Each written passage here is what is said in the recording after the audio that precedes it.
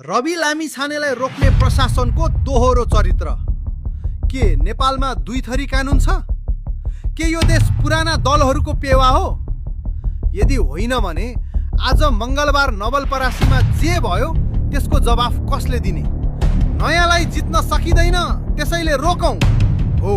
आज सामाजिक सञ्जालमा यही चर्चा व्यापक छ। ठुला दलका नेताहरू प्रचण्ड, ओली, गगन थापा यस दौडाहामा हिँड्दा कानुन लाग्दैन। उनीहरूले हजारौंको भिड जम्मा गरेर आमसभा गर्दा प्रशासन निदाउँछ।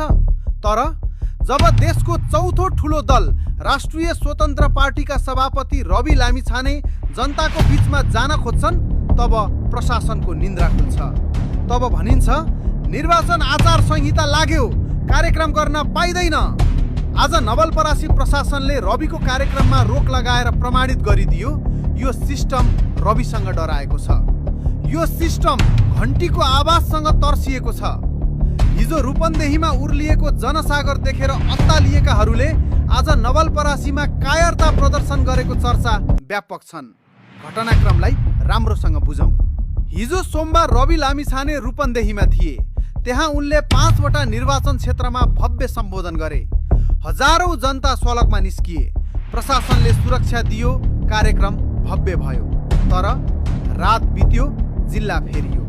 आज मङ्गलबार जब रवि नवलपरासी प्रवेश गर्ने तयारीमा थिए, 81 प्रशासनको आदेश आयो, खबरदार, कार्यक्रम गर्न पाइँदैन।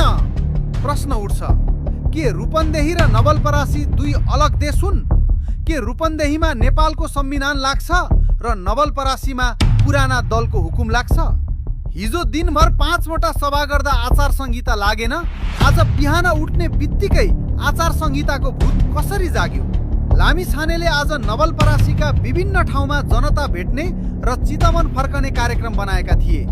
कुनै तोडफोड गर्ने योजना थिएन, कुनै हिंसा गर्ने योजना थिएन। मात्र जनता भेट्न जाँदा प्रवेश निषेध। यो निर्वाचन आयोगको नियम हो कि कसैको राजनीतिक प्रतिशोध? कानुन त सबैलाई बराबर हुनुपर्ने हो नि, होइन र?